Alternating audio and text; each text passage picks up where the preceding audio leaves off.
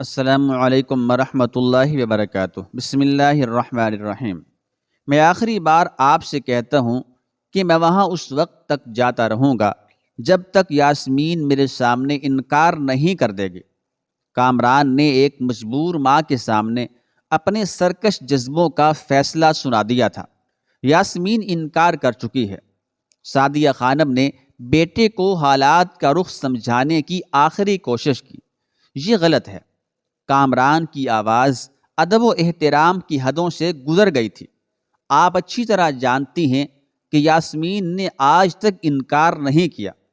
کامران کھلے لفظوں میں ماں پر جھوٹ کا الزام تو نہیں لگا سکا، مگر در پردہ اس کی گفتگو کا مقصد یہی تھا کہ اسے باز رکھنے کے لیے سعدیہ خانم دروغ گوئی سے کام لے رہی ہے۔ یاسمین کی خاموشی ہی اس کا انکار ہے۔ ماں نے ایک بار پھر بگڑتی ہوئی صورتحال کو سنبھالنا چاہا۔ میں خاموشی کی زبان نہیں سمجھتا۔ کامران کے وہی باغیانہ تیور تھے۔ میں جنبش لب کو دیکھتا ہوں۔ میری سماعت الفاظ سننا چاہتی ہے، اور جب تک یاسمین کے ہونٹوں پر حرف انکار نہیں ابھرے گا، میں اس طرح اس کے گھر جاتا رہوں گا۔ جذبات کے شعلے اس طرح بھڑک رہے تھے کہ انہیں بجھانے کے لیے عقل اور دلیل کا دریا بھی ناکافی تھا۔ لیکن سعدیہ خانم زندگی سے ناراض ہو جانے والے بیٹے کو منانے کی کوشش کرتی رہی۔ کامران، یہ بڑی ذلت ہے۔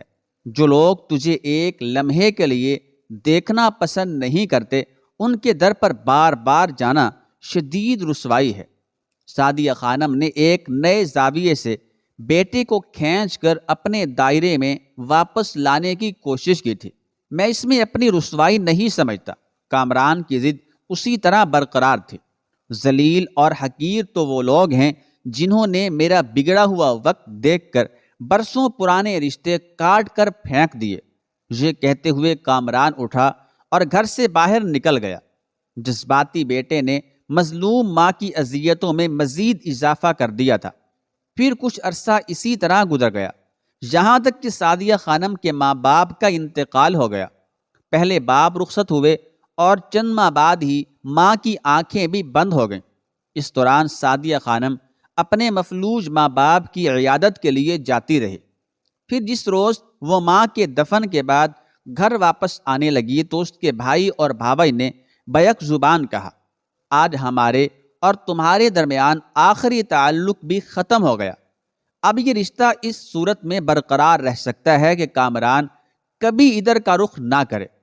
آج تک یہاں اس کا وجود اس لیے برداشت کیا جاتا رہا ہے کہ ہمیں بوڑھے ماں باپ کی دل شکنی کا خیال آ جاتا تھا۔ اب وہ دنیا میں نہیں رہے تو پھر کوئی سلسلہ بھی باقی نہیں رہا۔ سعدیہ خانم نے ان باتوں کا کوئی جواب نہیں دیا۔ وہ خاموشی سے رخصت ہونے لگی تو قائم خان راجپوت نے اسے آخری بار روکتے ہوئے کہا، اپنے بیٹے کو صاف لفظوں میں اس کی حقیقت سمجھا دو، ورنہ اب مجھ سے یہ ذلت برداشت نہیں ہوگی۔ یہ دوسری دھمکی تھی جس کی شدت کو سعدیہ خانم نے اچھی طرح محسوس کر لیا تھا، مگر وہ کیا کرتی اور اپنے بھائی بھاوج کو کس طرح سمجھاتی کہ اس نے کامران پر اس کی حیثیت کس طرح واضح کی ہے۔ اور پھر سعدیہ خانم کو جس حادثے کا خوف تھا وہ اپنی پوری ہولناکیوں کے ساتھ پیش آ گیا۔ کامران کو ماں کے سامنے اس طرح لایا گیا کہ اس کا پورا جسم زخموں سے چور تھا۔ کامران کو لانے والے قائم خان راجپوت کے محافظ اور ملازمین تھے۔ خود قائم خان بھی ان کی ہمراہ سعدیہ خانم کے گھر آیا تھا۔ جب سعدیہ خانم بیٹے کی یہ حالت دیکھ کر رونے لگی تو قائم خان نے انتہائی وحشیانہ لہجے میں بہن کو مخاطب کرتے ہوئے کہا، یہ سب کچھ اچانک نہیں ہوا ہے۔ میں تمہیں کئی بار تنبیہ کر چکا تھا کہ کامران پاگل ہو گیا ہے، اسے زنجیریں پہنا دو، مگر تم نے ایسا نہیں کیا۔ قائم خان راجپوت کی بات کو کوئی اہمیت نہیں دی۔ مجبوراً مجھے اس دیوانے کی وحشت دور کرنے کے لیے سختی سے کام لینا پڑا۔ اس قدر سختی؟ خدا کی پناہ! غیر معمولی قوت برداشت کا مظاہرہ کرنے کے باوجود سعدیہ خانم کے منہ سے چیخیں نکل گئیں، میرے معصوم بچے کے ساتھ جانوروں جیسا سلوک! تم غلط کہتی ہو۔ قائم خان راجپوت غضبناک لہجے میں بولا، میں نے ایک جانور کے ساتھ انسانی سلوک کیا ہے، اگر میں بھی وحشت اور دیوانگی پر اتر آتا تو نتائج کچھ اور ہوتے، کیا آپ اسے جان سے مار دیتے؟ سعدیہ خانم اپنے بھائی کے لہجے میں چھپی ہوئی درندگی دیکھ کر لرز اٹھے۔ اگر کسی دیوانے کا ہاتھ ایک معزز اور محترم شخص کے گریبان تک پہنچنے لگے تو پھر اس کا ہاتھ کاٹ دیا جاتا ہے۔ قائم خان راجپوت کا غیظ و غضب ہر گزرے ہوئے لمحے کے ساتھ بڑھتا ہی جا رہا تھا۔ کیا ہے کامران نے؟ بالآخر سعدیہ خانم بھی تیز لہجے میں بول اٹھے، مجھے بھی تو معلوم ہو کہ میرا بیٹا یہ سنگین جرم کس طرح کر رہا ہے۔ سعدیہ خانم نے پہلی بار بڑے بھائی سے اس لہجے میں بات کی تھی جس نے ادب و احترام کی حدیں پامال کر ڈالی تھی۔ جب میں نے تمام رشتے توڑ ڈالے تو پھر یاسمین سے کیوں ملنا چاہتا ہے؟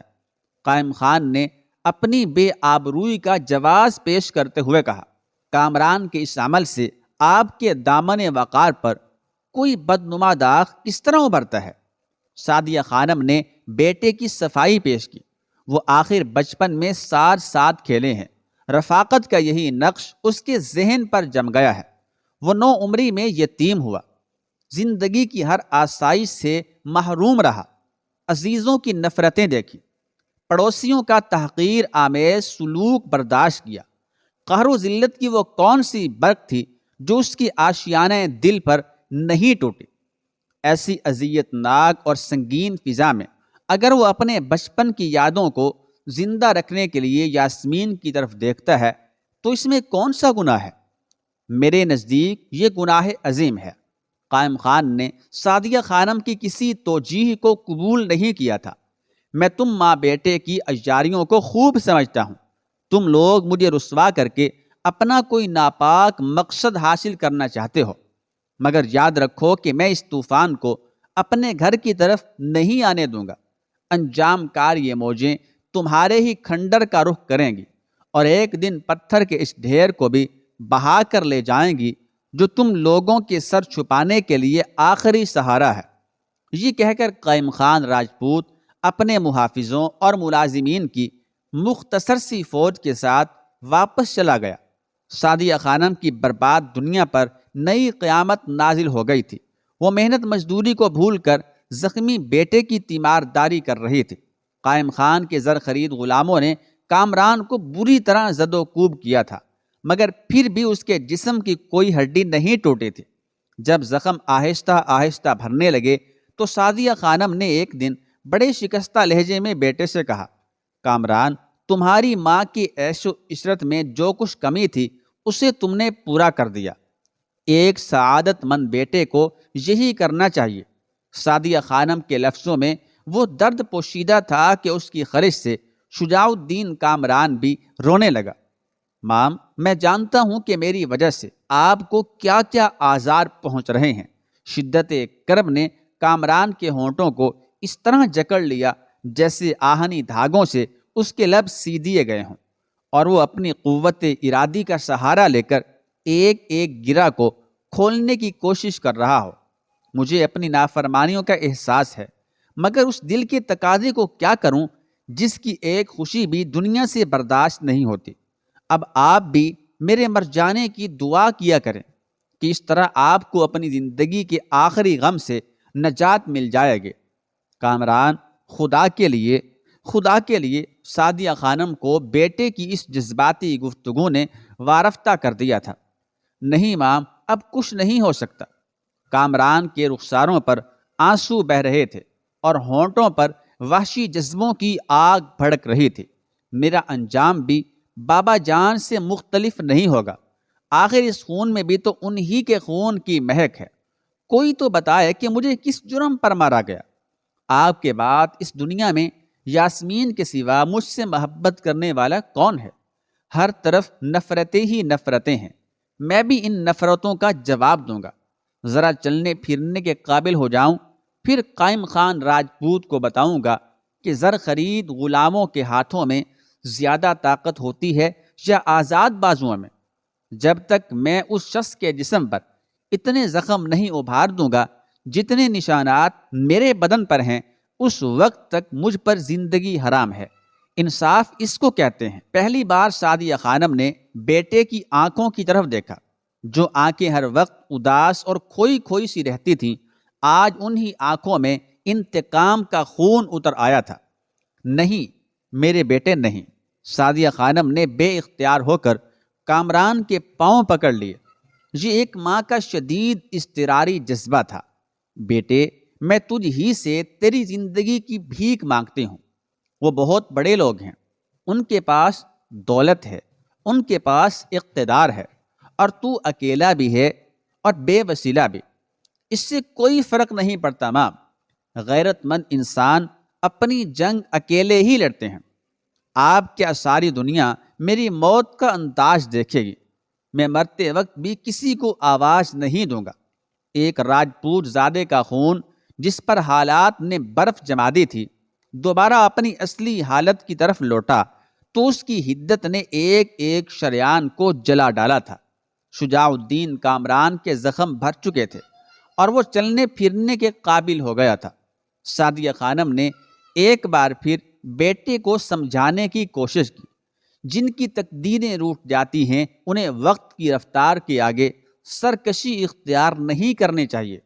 سعدیہ خانم اپنے جذباتی بیٹے کو طاقت اور کمزوری کا فلسفہ سمجھا رہی تھی۔ اگر ہوائیں سرد ہوں تو ہمیں اپنے گھر کے روشن دانوں کو بند کر دینا چاہیے کہ دنیا کا طاقتور ترین انسان بھی موسم کا مقابلہ نہیں کر سکتا۔ جو دیوانے بے لباسی کے عالم میں گھروں سے نکل جاتے ہیں انہیں یکبستہ ہوائیں چاٹ لیتی ہیں اور وہ سرے راہ ٹھٹر کر مر جاتے ہیں۔ تو اپنی غمزدہ ماں کو تنہا چھوڑ کر کس طوفان کا مقابلہ کرنے جا رہا ہے؟ تجھے خبر بھی ہے کہ وہ کیسا طوفان ہے؟ میں خوب جانتا ہوں، کامران نے تمسخر آمیز لہجے میں کہا۔ میں نے ایسے کئی طوفان دیکھے ہیں۔ بیٹے، تو نے طوفان ہی تو نہیں دیکھے۔ سعدیہ خانم لرز اٹھی۔ خدا وہ وقت نہ لائے کہ تیری زندگی کا سفینہ کسی طوفان سے آشنا ہو، ہر خونی موج میرے سر سے گزرے کہ ابھی تیری ماں زندہ ہے۔ ایک لمحے میں سعدیہ خانم کی آنکھوں کے سامنے 17-18 سال کا وہ طویل دور ابھر آیا جس کی ہر ساتھ اذیت و کرب میں ڈوبی ہوئی تھی۔ طوفان تو تیری اس مظلوم ماں نے دیکھے ہیں جس کا اس دنیا میں کوئی پرسان حال نہیں۔ خود اولاد بھی اس کے درد کو، اس کے دکھوں کو نہیں سمجھتی۔ ماں، میں آپ کے دکھوں سے خوب واقف ہوں۔ کامران اچانک شرمسار نظر آنے لگا۔ تو جھوٹ بولتا ہے کامران۔ سعدیہ خانم شعلے کی طرح بھڑک اٹھی۔ اگر تجھے احساس ہوتا تو اس طرح اپنے جسم پر زخموں کی فصل نہ بوتا۔ اس کا ذمہ دار میں نہیں ہوں۔ کامران یکا یک مشتعل ہو گیا۔ یہ اس شخص کی مہربانیوں کا زندہ ثبوت ہے جو آپ کا حقیقی بھائی ہے اور جس کی سنگ دلی کے خلاف آپ نے بھی گواہی نہیں دی۔ جوش جذبات میں کامران طعنہ زنی پر اتر آیا تھا۔ ہاں، وہ میرا بھائی ہے۔ سعدیہ خانم بہت تھکی ہوئی نظر آ رہی تھی۔ اس نے آہ سرد کھینچتے ہوئے کہا، مجھے اعتراف ہے کہ قائم خان راجپوت میرا حقیقی بھائی ہے اور اس کی رگوں میں بھی وہی خون دوڑ رہا ہے جس خون نے میرے جسم کو تراشا ہے۔ پھر آپ اس خون کا احتساب کیوں نہیں کرتے؟ شجاع الدین کامران کا لہجہ تلخ تر ہوتا جا رہا تھا۔ میرے ہاتھوں میں زنجیر کیوں ڈالتے ہیں؟ مجھے آزاد رہنے دیجیے کہ ایک دن میں قائم خان راجپوت کے جسم سے اس خون کا ایک ایک قطرہ نکال دوں گا۔ پھر دیکھ لیجئے گا کہ آپ کے اور قائم خان کے خون میں بڑا فرق ہے۔ کامران کے بگڑے ہوئے تیوروں میں کوئی فرق نہیں آیا تھا۔ میں نے احتساب کا عمل اپنے خدا پر چھوڑ دیا ہے۔ سعدیہ خانم کے پاس کامران کے سوال کا کوئی جواب نہیں تھا۔ اس نے بیٹے کے جلتے ہوئے جذبات کو سرد کرنے کی ایک اور کوشش کی۔ خدا ان کے کام نہیں کرتا جو اپنے کام خدا پر چھوڑ دیتے ہیں۔ شجاع الدین کامران حیرت انگیز طور پر بڑی منطقی گفتگو کر رہا تھا۔ یہ ہمارا ذاتی کام ہے کہ ہم ظالموں کے بڑھتے ہوئے ہاتھوں کو کاٹ دیں۔ میں کئی سال سے دیکھ رہا ہوں کہ آپ مجھے مسلسل بزدلی کا سبق سکھا رہی ہیں۔ آپ تو یہی چاہتی ہیں کہ میں آگے بڑھ کر ستم گروں کے خنجر پر اپنی گردن رکھ دوں، اور جب میرا سر تن سے جدا ہو جائے تو آپ سرِ راہ میری لاش پر ماتم کریں اور ہر گزرنے والے سے چیخ چیخ کر کہیں کہ خدا کی یہی مرضی تھی۔ نہیں بیٹے، ہرگز نہیں۔ سعدیہ خانم بدحواس نظر آنے لگی۔ میں ایسا نہیں سوچتی، تیرے خیالات بڑے گمراہ کن ہیں، یہ ایک دن تجھے تباہ کر ڈالیں گے۔ میں عمل کی قائل ہوں، مگر ایسا عمل جو مثبت ہو۔ میں تیری طرح منفی سوچ نہیں رکھتی۔ تو جس منزل کی جانب بڑھ رہا ہے اس کا ہر کوچہ، ہر موڑ بربادی کی طرف جاتا ہے۔ آخر وہ آپ کا مثبت عمل کیا ہے؟ شجاع الدین کامران شدید جھنجھلاہٹ کا شکار ہو گیا تھا۔ آپ کے اس عمل کے نتائج کب برآمد ہوں گے؟ میری محترم ماں، مجھے بتائیں کہ وہ عمل کیا ہے، اور اگر اس میں میری خوابوں کی تعبیر پوشیدہ ہے تو میں اس راستے پر چلوں گا۔ کامران کے چہرے اور لہجے سے بچوں کی سی معصومیت ظاہر ہو رہی تھی۔ اس عمل کا تعلق صرف تیری ذات سے ہے۔ کامران کو آمادہ پا کر سعدیہ خانم کا دل ٹھہرنے لگا۔